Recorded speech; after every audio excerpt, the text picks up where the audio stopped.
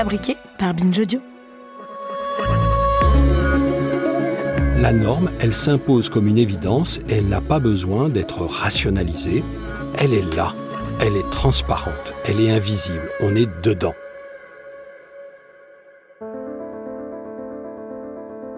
Ça m'a pris du temps avant de pouvoir dire « je suis lesbienne ». De me rendre compte que ce mot désignait mes attirances, mes pratiques sexuelles, mais aussi toute une culture et une histoire à laquelle j'appartiens. Ce mot, lesbienne, j'ai commencé à l'employer facilement lorsque j'ai compris qu'il décrivait autre chose que de l'intime. Il décrivait ma place dans la société, la place que la société me donne.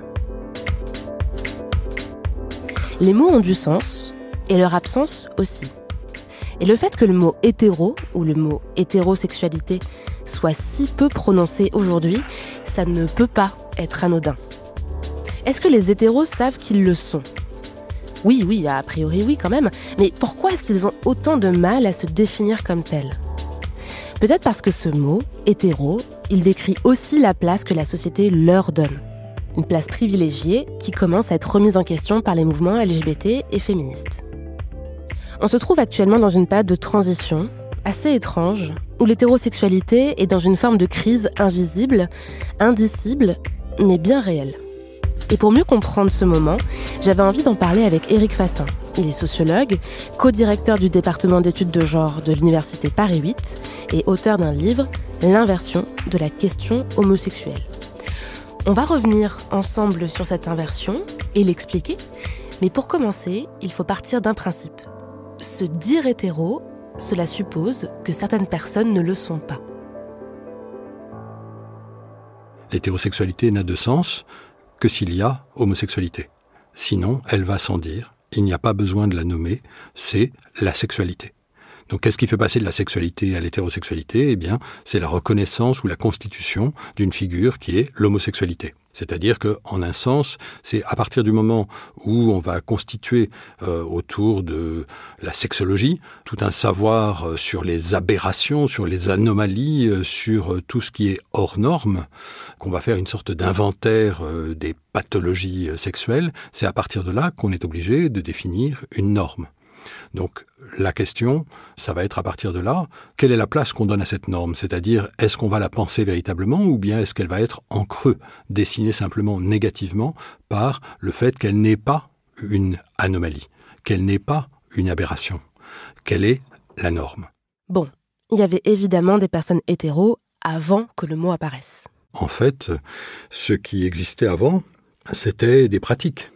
C'était pas une catégorie qui définissait l'identité tout entière de la personne. Aujourd'hui, dire « je suis hétérosexuel » ou dire « je suis homosexuel » ou encore toute autre catégorie, eh bien, ça dit quelque chose de l'identité, de ce qu'on est véritablement et pas simplement de ce qu'on fait. C'est ça, à mon sens, qu'apporte Michel Foucault. C'est pas simplement l'invention de l'homosexualité, mais l'invention de la sexualité, c'est-à-dire la sexualité comme une identité qui me définit de part en part, qui dit qui je suis. C'est l'expression qu'il utilise du vrai sexe. Le vrai sexe, c'est, nous dit Foucault, le fait que notre vérité est dans notre sexe. C'est-à-dire que ce que je suis est défini par non seulement mon sexe, homme ou femme, mais aussi par ma sexualité, donc en particulier hétérosexualité, homosexualité ou toute autre identité. C'est ainsi que le sujet moderne se constitue par la sexualité. Depuis la fin du XIXe siècle, c'est-à-dire à partir du moment où la sexualité devient à proprement parler un objet de science, et c'est la sexologie, mais c'est aussi la psychanalyse, bref, c'est l'ensemble des savoirs sur le sujet qui passe par la sexualité. À partir du moment où on crée des catégories, forcément on les hiérarchise. Être hétéro, c'est normal. Ne pas l'être, c'est anormal. Et cet ordre des choses, il est remis en question à partir du moment où on admet que être homo, c'est possible. Et c'est là que la notion d'identité hétéro, elle peut apparaître.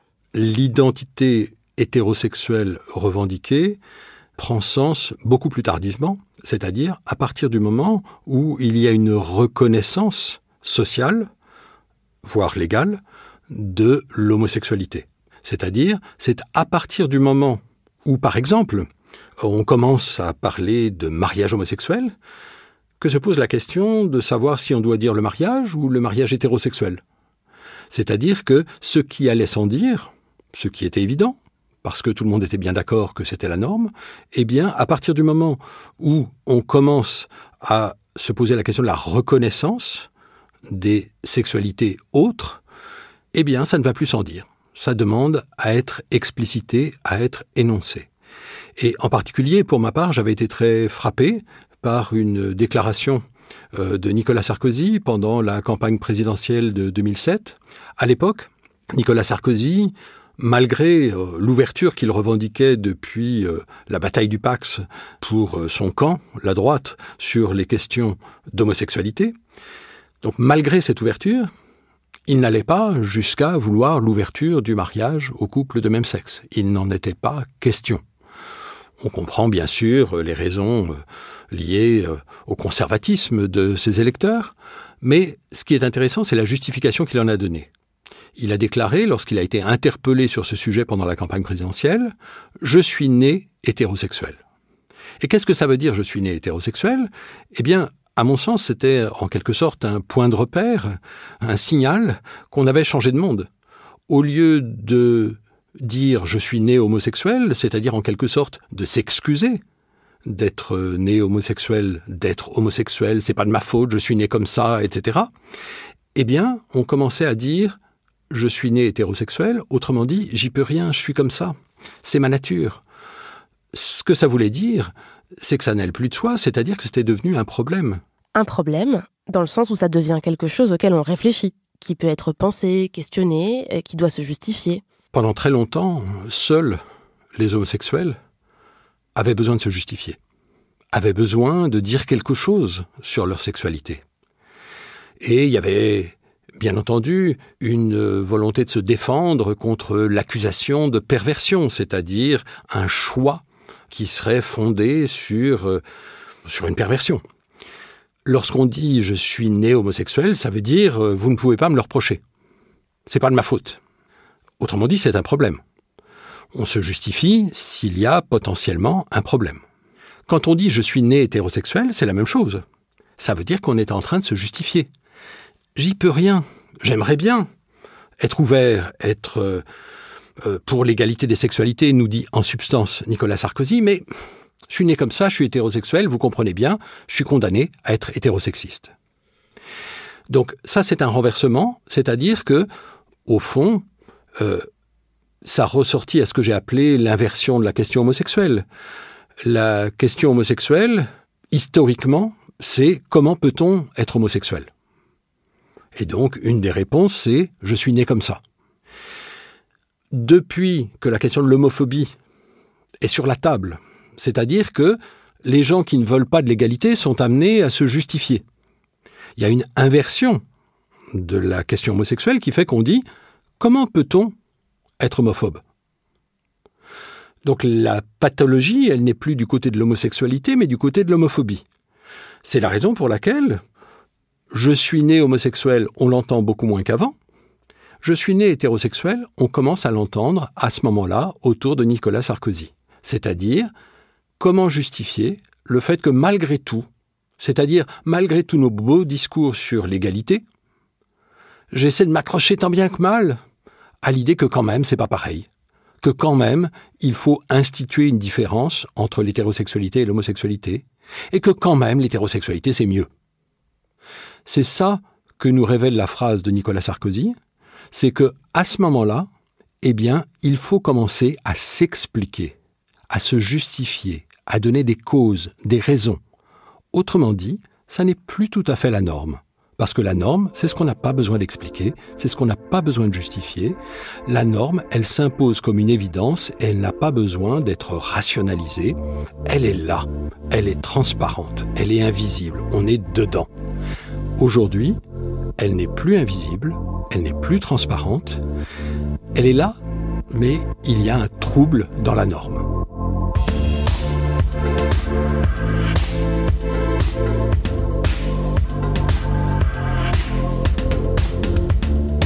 Comme toutes les normes, l'hétérosexualité, elle ne se nomme pas. Donc se dire hétéro, c'est faire ça, c'est mettre un mot sur la norme, mettre un mot sur un privilège. comme l'expliquent les études de genre. Eh bien, ce point de vue, c'est que tout cela résulte d'un travail de construction, mais que ce travail de construction, il est important à penser parce qu'il institue un ordre, et que cet ordre est un ordre inégalitaire, que ce soit l'inégalité entre les hommes et les femmes, ou que ce soit l'inégalité entre les sexualités. Donc, il s'agit bien sûr de pouvoir. De même que la masculinité est liée à un privilège, on parle de domination masculine, de même que la blanchité est liée aussi à des relations de pouvoir, et donc on peut parler en ce sens-là de privilège blanc, de même pour l'hétérosexualité. L'hétérosexualité, on peut la penser, puisqu'elle participe d'un ordre social qui définit ce qui est bien et ce qui est moins bien, ou ce qui est pas bien, ce qui est moral et ce qui ne l'est pas, ce qui est normal et ce qui ne l'est pas, eh bien, il y a un privilège hétérosexuel. Le privilège hétérosexuel, c'est justement de ne pas avoir à dire « je suis né hétérosexuel », mais c'est peut-être ça qui montre qu'il y a du trouble dans le privilège. Aujourd'hui, peut-être que on ne peut pas être tout à fait sûr que ce privilège, il s'impose, il va perdurer, que c'est en quelque sorte la nature des choses. C'est ça qui est en train de bouger. On a à la fois le privilège et l'inquiétude sur le privilège. Je crois que c'est vrai sur toutes les questions majoritaires et donc minoritaires, c'est-à-dire sur toutes les questions, pas simplement des gens qui sont du mauvais côté de la norme, si on peut dire, c'est-à-dire qui subissent l'exclusion ou la marginalité ou toutes les avanies qui accompagnent le fait de n'être pas vu comme normal, mais ça touche aussi les majoritaires. Les majoritaires aujourd'hui, eh bien, ils se posent des questions. Ils et elles se posent des questions, que ce soit dans le domaine de la sexualité, que ce soit dans le domaine du genre, ou que ce soit dans le domaine de la race. Ah bah, puisqu'ils se posent des questions, justement, qu'est-ce qu'on répond à quelqu'un qui dirait « Non mais ma sexualité, ça regarde que moi. J'ai pas à dire que je suis hétéro. » On n'a pas à dire qu'on est hétéro. La question, c'est comment se fait-il que beaucoup de gens aient à dire qu'ils sont homo. Donc, en fait, bien sûr qu'il ne s'agit pas d'imposer une nouvelle norme où tout le monde devrait faire un coming out hétérosexuel. Il ne s'agit pas de ça. Il s'agit simplement de constater qu'aujourd'hui, beaucoup de gens se posent des questions. Que la question, elle n'est plus seulement du côté des minorités, elle est aussi du côté de la majorité. Et on peut s'en réjouir. C'est-à-dire qu'au lieu de le déplorer, de considérer que ce trouble n'est qu'une mauvaise chose, on peut se dire, après tout, considérer que le monde ne va pas de soi, c'est-à-dire porter un regard critique sur le monde, ça n'est pas qu'une perte, c'est aussi un gain. Et c'est un gain parce que, en fait, le poids de la norme, il pèse bien sûr principalement sur les personnes qui en sont exclues, mais il pèse aussi sur les personnes qui essaient de l'habiter au mieux, c'est-à-dire qui essaient d'être normales. Travailler à être normal, eh bien c'est un travail. Donc, peut-être que se poser des questions permet de vivre un peu mieux et pas simplement de douter de tout, mais de desserrer l'emprise de la norme. Parce que la norme, elle a une emprise non seulement sur les anormaux, entre guillemets, c'est-à-dire celles et ceux qu'on relègue dans la catégorie des anormaux, mais elle pèse sur tout le monde, sur les épaules de tout le monde. Donc se poser des questions, c'est pas une obligation, mais il se trouve qu'aujourd'hui, beaucoup de gens se posent des questions, et c'est peut-être tant mieux. Non mais la sexualité, c'est un truc intime, ça regarde que moi. Le désir est intime, mais le corps est traversé par l'histoire. Il est traversé par la politique. Il est traversé par la société. On ne désire pas de la même manière à toutes les époques et dans toutes les sociétés. Je ne parle pas simplement des pratiques sexuelles, mais même du désir, de qui on aime, qu'est-ce qu'on aime, quel type de personne on peut trouver désirable, etc. Qu'est-ce qu'on trouve désirable de faire avec d'autres? Tout cela, ça a une histoire. Donc l'idée que parce que c'est intime, ça n'est pas social, sous-entend que le social, c'est seulement du collectif. Or, en réalité, nous savons bien que, par exemple, la place des hommes et des femmes, elle est définie par des règles sociales, et que ces règles sociales, elles ont changé, et que donc ça a changé non seulement la vie des unes et des autres, mais aussi des choses aussi intimes que le désir. Il y a un exemple, moi, qui me frappe beaucoup, c'est que il n'y a pas si longtemps, on voyait tout un discours sur les femmes qui insistait sur le fait que pour être désirable, elles ne devaient pas être trop intelligentes. C'est le thème des bas bleus. Les femmes intellectuelles, eh bien, étaient considérées comme hors marché érotique. Je crois que c'est quelque chose qui a beaucoup reculé. Aujourd'hui, dans l'hétérosexualité, il me semble qu'il y a eu, au contraire, une valorisation des qualités professionnelles, intellectuelles, etc. Je ne veux pas dire, bien sûr, qu'on en est fini avec l'inégalité, mais que la nature du désir a changé. Pas pour tout le monde, mais en tout cas, la norme du désir a changé. L'idée qu'il serait désirable d'avoir une femme ignorante, eh bien, je crois que c'est très daté. Donc ça nous dit quelque chose, ça nous dit que le désir, il change, que le désir, il est traversé par des questions aussi simples que la liberté et l'égalité. On le voit aussi dans la question du plaisir féminin. Est-ce qu'il est important que les femmes aient du plaisir ? Eh bien, ça, c'est une question qui est historiquement variable. Et manifestement, aujourd'hui, il me semble que les représentations normatives de comment la sexualité hétérosexuelle est censée se passer, eh bien, ne sont pas les mêmes qu'il y a 50 ans. On considère davantage aujourd'hui qu'hier que les femmes sont censées aussi être des sujets de désir. Ça veut dire quoi ? Ça ne veut pas dire, bien sûr, qu'aujourd'hui, tout est pour le mieux dans le meilleur des mondes, etc. Il ne s'agit pas de ça. Il s'agit simplement de se dire que quelque chose a bougé.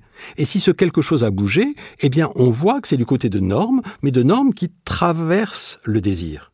Qui traversent le désir des hommes, comme le désir des femmes dans la relation hétérosexuelle. C'est-à-dire, qu'est-ce que c'est qu'une relation hétérosexuelle réussie ? Et pour les hommes, et pour les femmes. Donc je crois que on ne doit pas avoir l'illusion que l'intimité, eh bien, c'est mon domaine privé. L'intimité, je ne suis pas en train de l'exposer. Donc il ne s'agit pas de dire tout le monde doit être transparent, tout le monde doit raconter sa vie dans les médias, etc. Il ne s'agit pas de ça.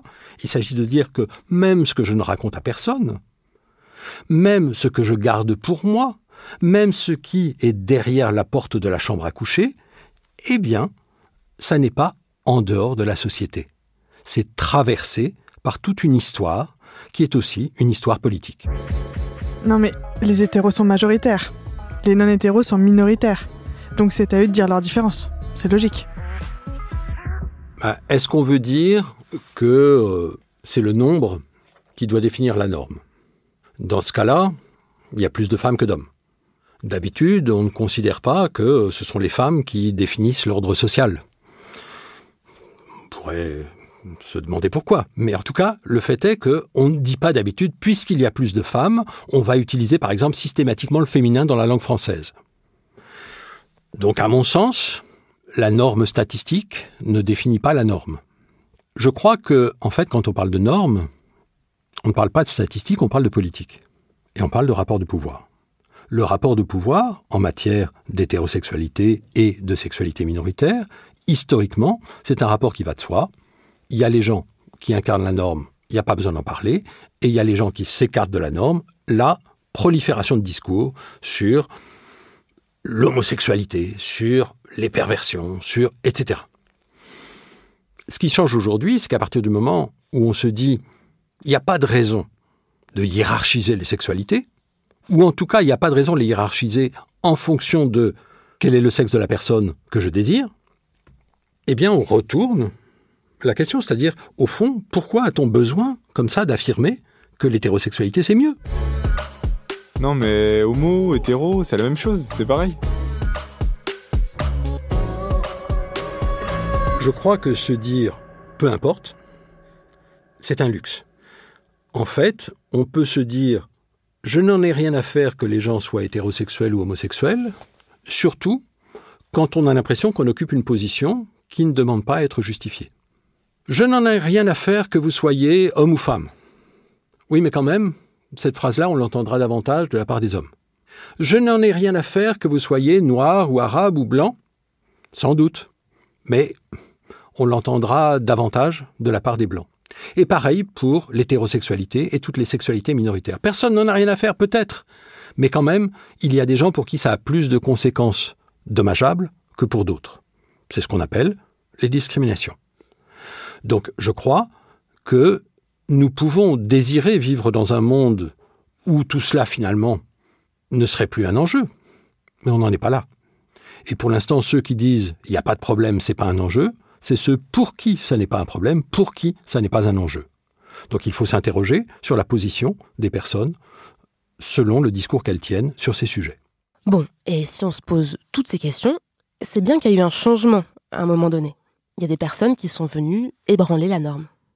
Il faut partir d'un double ébranlement, l'un qui tient au féminisme, l'autre qui tient au mouvement homosexuel ou LGBT ou LGBT+. Donc, des mouvements qui ont une histoire longue, mais aussi une histoire depuis les années 60 et 70. Premièrement, le féminisme. Qu'est-ce qui s'est passé du côté du féminisme ? Eh bien, une remise en cause de l'intérieur de l'hétérosexualité. C'est-à-dire que, une fois qu'est posée la question du patriarcat ou de la domination masculine ou de toute autre formulation qu'on veut utiliser pour dire l'inégalité, mais aussi, pas seulement l'inégalité, la violence de la domination, eh bien, on s'interroge sur l'hétérosexualité. Qu'est-ce que c'est que ce désir qui est traversé par la domination ? Lorsqu'on ne part pas du féminisme, c'est-à-dire lorsqu'on ne veut pas s'interroger sur les inégalités entre les hommes et les femmes, eh bien on pense que la sexualité, c'est juste le désir en dehors du pouvoir. Or en fait, ce que le féminisme nous dit, c'est que le désir comme le plaisir, ils sont pris dans les relations de pouvoir. Ils ne sont pas en dehors d'un ordre inégal, d'un ordre de la domination. Donc ça, c'est un premier ébranlement. Que devient l'hétérosexualité si on pense que c'est pas simplement du désir, mais c'est du désir dans un monde de relations de pouvoir, dans un monde inégalitaire, dans un monde qui est pris dans la domination masculine. La deuxième chose, c'est la remise en cause par les mouvements LGBT, c'est-à-dire par le fait qu'il ne s'agit plus simplement, et c'est tout ce qui s'est joué autour du mariage, il ne s'agit plus simplement de tolérance, c'est-à-dire il ne s'agit pas simplement de dire « chacun fait ce qu'il veut », mais il s'agit de reconnaissance. Non pas la reconnaissance des homosexuels, mais la reconnaissance à égalité des uns et des autres, des unes et des autres. Donc la reconnaissance, qui a partie liée avec l'égalité, ce qu'elle nous dit, c'est que, au fond, l'hétérosexualité ne doit plus être une norme, sinon au sens statistique. Et après cet ébranlement, il y a un peu deux types de réactions possibles. La première réaction, ce serait « bah ouais, ça me concerne en fait ». Et ça touche plutôt les jeunes générations. Il me semble qu'effectivement, des générations plus anciennes, comme la mienne, n'ont pas tellement changé de ce point de vue-là. C'est-à-dire continuent d'appartenir à cet ancien monde où les choses allaient un peu de soi. Je crois que c'est assez différent pour les plus jeunes générations. J'ai le sentiment que la question de « qui suis-je », c'est-à-dire « quelle est mon identité », passe beaucoup par la question du genre et de la sexualité, et que on le voit peut-être davantage lorsque les personnes se définissent en dehors de la norme traditionnelle, par des sexualités minoritaires, ou bien par des identités de genre minoritaires, mais quand même, la confrontation des unes et des autres dans le même espace oblige à réfléchir, oblige à dire des choses sur les autres, entre guillemets, c'est-à-dire ces personnes qui ne s'identifient pas à la norme traditionnelle, mais aussi pour les personnes qui s'identifient à la norme traditionnelle, ou qui hésitent, ou qui se posent des questions.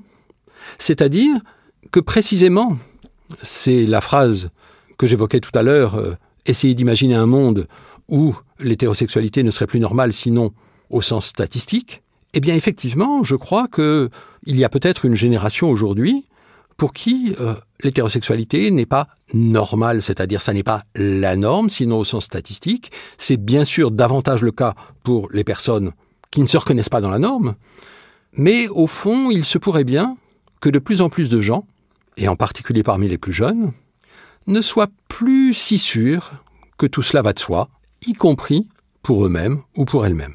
Autre réaction possible, on refuse de voir que c'est sous notre nez.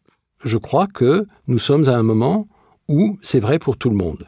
Et en particulier parce que ça passe beaucoup par l'espace public. C'est-à-dire que c'est discuté. Tout le monde en parle. Tout le monde en parle, y compris pour dire des horreurs, bien sûr.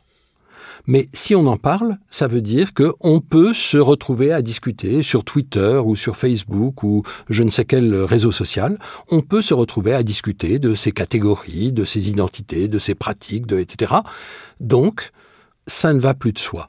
C'est cela qui fait un trouble généralisé, c'est que la discussion autour de tout ça, elle touche tout le monde, même celles et ceux qui se taisent, parce que celles et ceux qui se taisent voient quand même passer tout cet infini bavardage, ces conversations sans fin sur qui suis-je, c'est-à-dire quel est mon vrai sexe.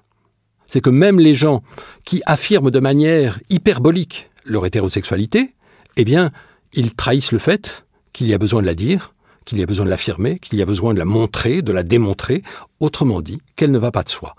En ce sens-là, on peut considérer que le virilisme est un signe supplémentaire de ce trouble dans l'hétérosexualité. Pourquoi avoir autant besoin de proclamer son hétérosexualité ? Je ne suis pas en train de suggérer, bien sûr, que tous les homophobes sont des homosexuels qui ne s'avouent pas comme tels. Il ne s'agit pas de cela, il s'agit plutôt d'une inquiétude. Et cette inquiétude, elle tient précisément au fait que l'ordre des choses, l'ordre sexuel, l'ordre qui institue la hiérarchie des sexualités, il ne va plus de soi. Et c'est exactement ça qui s'est passé lors de la manif pour tous, par exemple, lorsque les rues se sont remplies de manifestants et de manifestantes habillés en rose et en bleu. Qu'est-ce qui s'est passé au moment de la manif pour tous ? Une sorte de caricature de l'hétérosexualité. Une manière de jouer l'hétérosexualité, qui a d'ailleurs été l'objet de moqueries. Et effectivement, il y a eu une sorte de travestissement de l'identité hétérosexuelle, une manière de surjouer l'hétérosexualité qui trahissait une inquiétude. En un sens, si l'on compare au moment de la manif pour tous, les manifs pour ou contre, on a l'impression que les gens qui étaient pour l'ouverture du mariage se posaient beaucoup moins de questions, qu'ils n'avaient pas besoin d'en rajouter, que tout cela, finalement, ne leur paraissait pas très problématique. En revanche, on avait le sentiment que pour la manif pour tous, il fallait absolument des costumes. Il fallait s'habiller en hétérosexuel. Les conservateurs sont obsédés par la défense de l'hétérosexualité. Mais pour autant, ils ne prononcent jamais le mot. Ça peut paraître paradoxal, et c'est pourtant ce qui montre qu'on est dans une période de transition.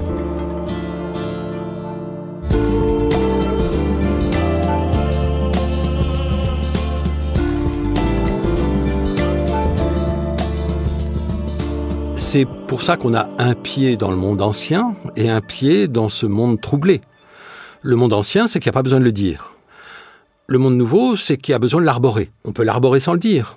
Parce que si on avait besoin de le dire en plus de l'arborer, ça voudrait dire que vraiment c'est fini. Qu'on serait juste dans la caricature la plus complète. Donc on est là plutôt du côté de la parodie involontaire. La manif pour tous a éprouvé le besoin de mettre en scène le bleu et le rose. Les garçons en bleu, les filles en rose. Pourquoi est-il si nécessaire de le faire ? Pour éviter de le dire peut-être ? Mais quand même, je crois que si on prend, pour rester dans le domaine catholique, des déclarations et des analyses du pape lui-même, Benoît XVI, il a défendu, en particulier en 2008, l'idée qu'il fallait une écologie humaine. Qu'est-ce que ça veut dire une écologie humaine ? Ça veut dire qu'il faut non seulement protéger la nature physique, mais aussi la nature humaine. Et c'est quoi la nature humaine ? Immédiatement, l'exemple qu'il prend, c'est celui du mariage. Et il compare l'écologie humaine à l'écologie tout court, en disant que, de même qu'on doit protéger les forêts tropicales, de même, on doit protéger le mariage de la menace de son ouverture aux couples de même sexe. Ça veut dire quoi? Ça veut dire que le mariage hétérosexuel est devenu, du point de vue de l'Église catholique, comme une forêt tropicale. Autrement dit, ça ne va pas très bien. La nature se révèle très fragile. On le sait d'habitude lorsqu'on parle de la nature physique, du monde dans lequel nous vivons. Mais ce que suggère le Vatican, avec cette notion d'écologie humaine, c'est que la nature humaine est très fragile. La nature, du point de vue des conservateurs, demande un énorme travail social pour être instituée. La nature, ça marche pas tout seul, du point de vue des conservateurs. Il faut absolument que tout le monde y mette du sien. Autrement dit, la nature n'est pas très naturelle.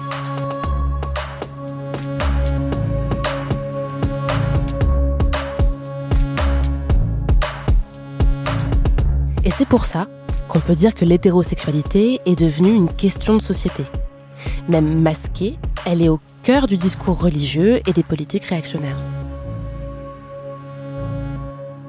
Il y a la prolifération d'un discours sur l'hétérosexualité par l'Église catholique.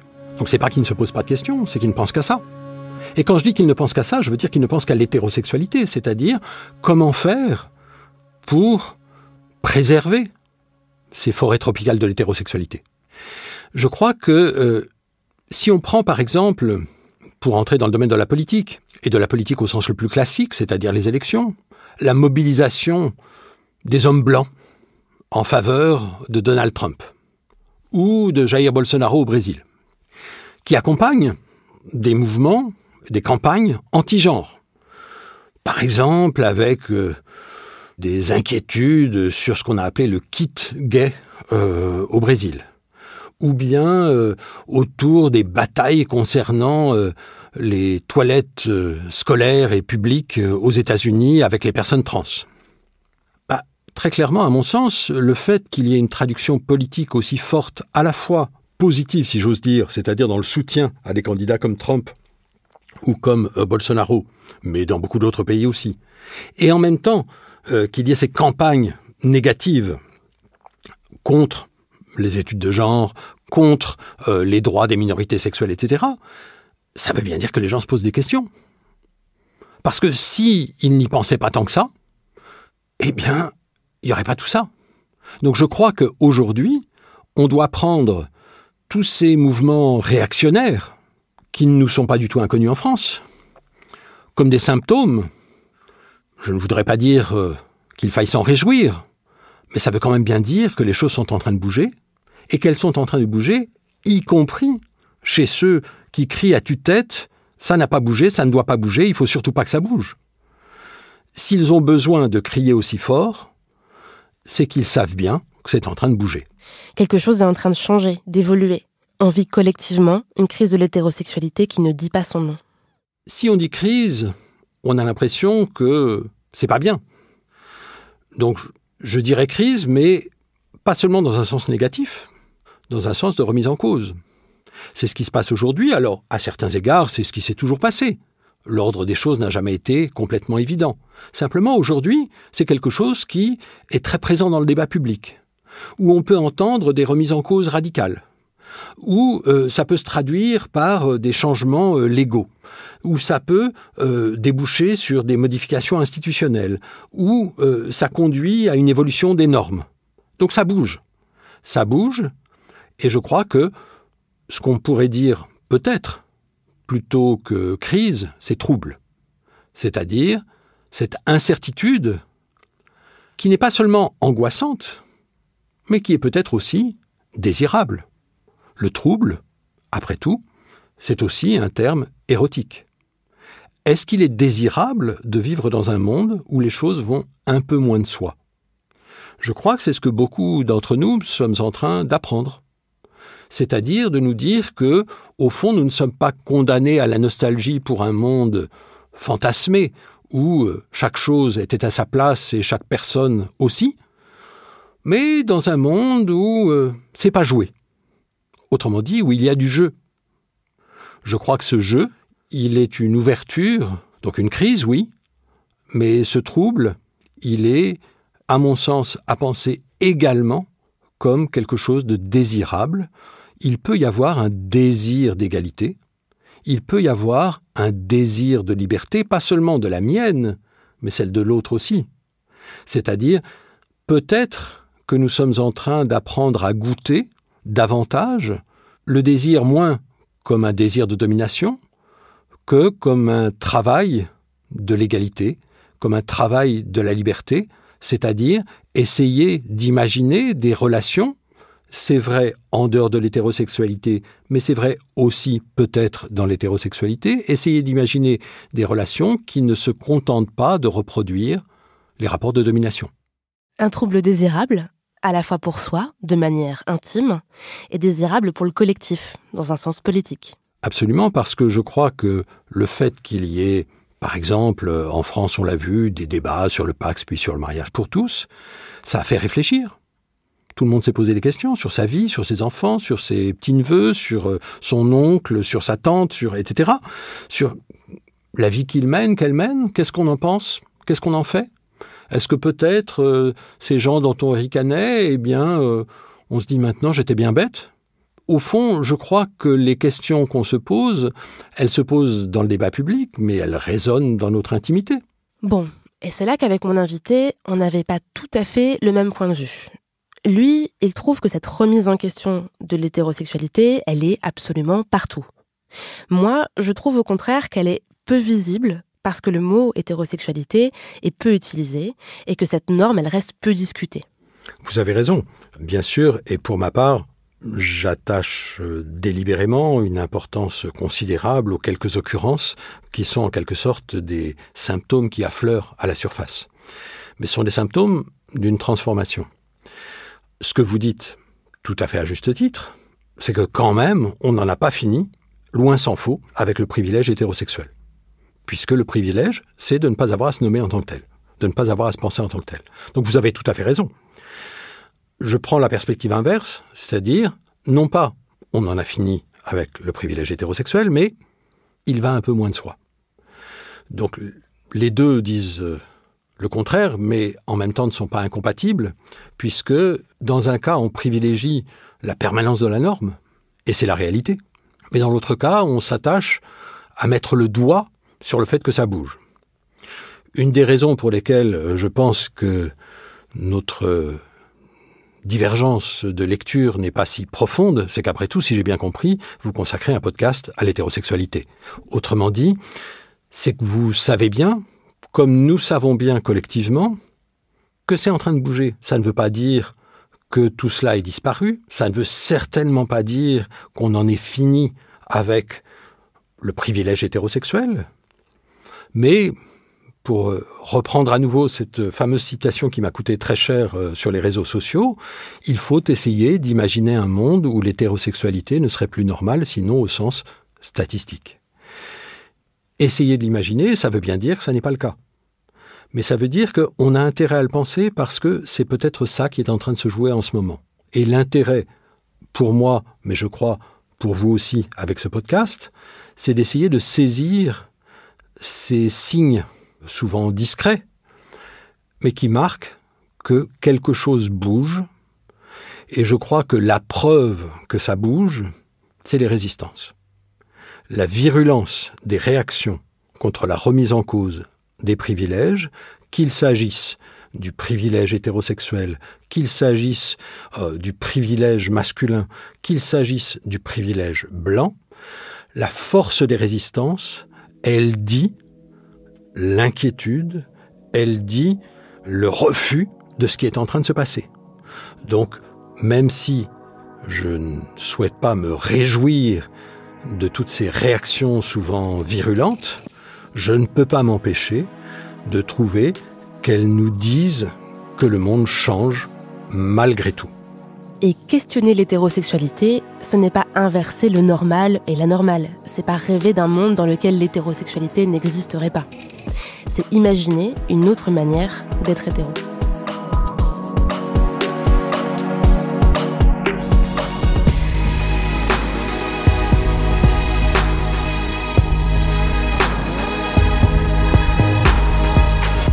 La question, c'est pas comment peut-on être hétérosexuel, mais comment être hétérosexuel.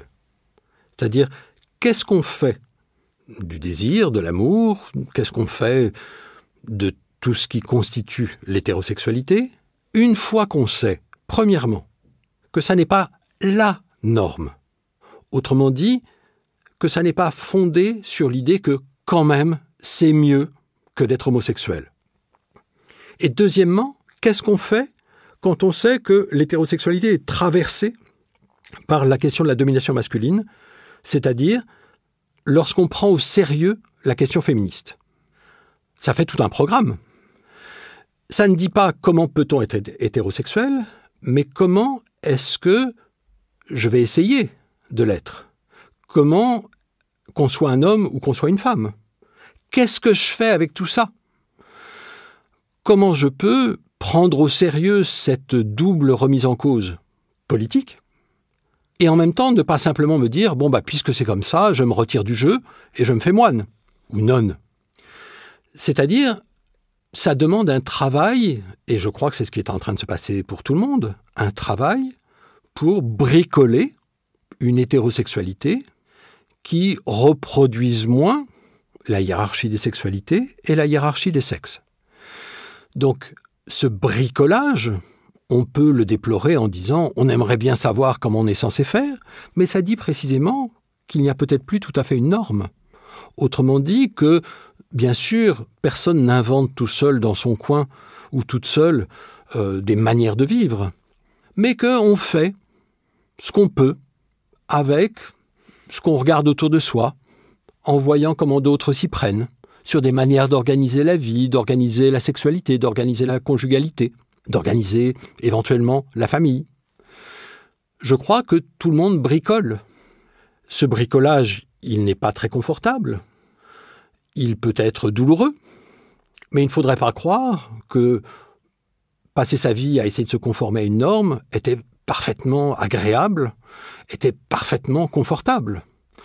C'est une question, je crois, que les femmes connaissent bien, c'est-à-dire, est-ce que poser la question de l'égalité entre les hommes et les femmes rend heureuses les femmes? Ça dépend. Mais après tout, est-ce qu'elles étaient heureuses avant? Donc, si l'on veut dire que ça n'est pas toujours facile, bien sûr, mais est-ce que c'est moins facile qu'avant? Est-ce que c'est plus douloureux qu'avant? Je n'en suis pas sûr. Les souffrances ne sont peut-être pas les mêmes. Mais ça ne veut pas dire que pour autant il y avait une sorte de vert paradis de l'hétérosexualité avant que les féministes n'arrivent et les LGBT. En réalité, l'ordre sexuel qui touche à notre intimité, il est toujours déjà problématique. Il ne l'est plus de la même manière aujourd'hui, parce qu'il ne fonctionne plus à l'évidence. Je crois que c'est à nous d'essayer d'imaginer des manières de vivre tout cela qui ne nous condamne pas à la déploration nostalgique d'un monde qui n'a jamais existé, celui d'une hétérosexualité heureuse.